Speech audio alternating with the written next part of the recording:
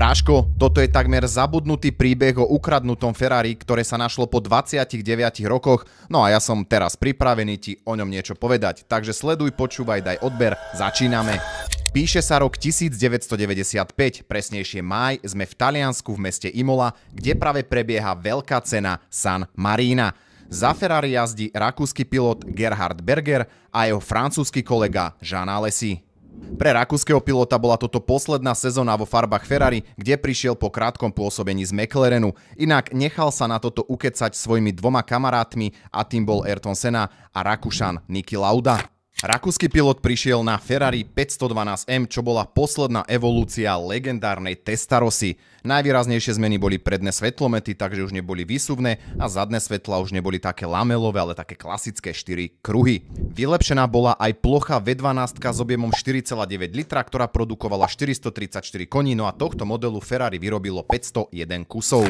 Druhý menovaný prišiel na hotelové parkovisko na Ferrari 355, čo bola v podstate evolúcia 348. 3,5 litrová V8 uložená pred zadnou nápravou produkovala 380 koní, no a vyrobených bolo 11 273 kusov. No a tu nám začína ten pikantný príbeh, keď vtedy 36-ročný Gerhard Berger prichytil zlodeja, ako mu kradne jeho Ferrari. Postavil sa mu do cesty, ale na poslednú chvíľu musel uskočiť, keďže zlodej neplánoval zastaviť. Berger nelenil, požičal si Golf od svojho kamaráta a naháňal ho. Aj napriek tomu, že bol skvelý jazdec, chytiť sa mu ho nepodarilo a aby bol príbeh úplne celý, tak v ten deň zmizla aj F355 Jeana Alesiho. Ak si myslíš, že policajti rozbehli veľkú pátraciu akciu, zlodejov chytili a auta vrátili ich majiteľom, tak sa mýliš, pretože po zlodejoch ako aj autách sa zľahla zem. A najväčší paradox je taký, že oni by tu 512M nenašli ani dnes. Londýnsku metropolitnú políciu kontaktovalo v januári tohto roka samotné Ferrari s tým, že kontrolovali toto vozidlo pre budúceho zákazníka z Ameriky, ktorý ho kupoval cez britského maklera a majú vážne podozrenie, že ide o vozidlo, ktoré bolo ukradnuté pred 29 rokmi práve rakúskemu pilotovi. Scotland Yardu sa podarilo zistiť, že ihneď po krádeži boli vozidlá dovezené do Japonska, no a táto konkrétna 512M sa vrátila do Spojeného kráľovstva koncom minulého roka. No a následne sa teda rozbehla obrovská akcia, do ktorej bola zapojená Národná kriminálna agentúra, samotné Ferrari, ale aj medzinárodní predajcovia aut, aby sa im podarilo lepšie zistiť a teda aj pochopiť celé pozadie konkrétneho vozidla.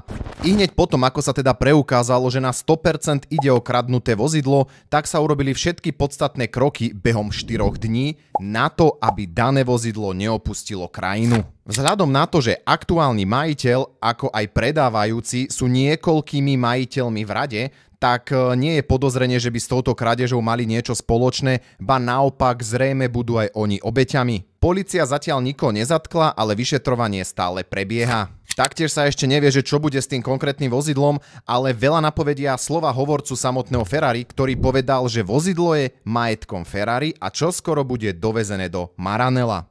Gerhard Berger sa k samotnej situácii zatiaľ nevyjadril.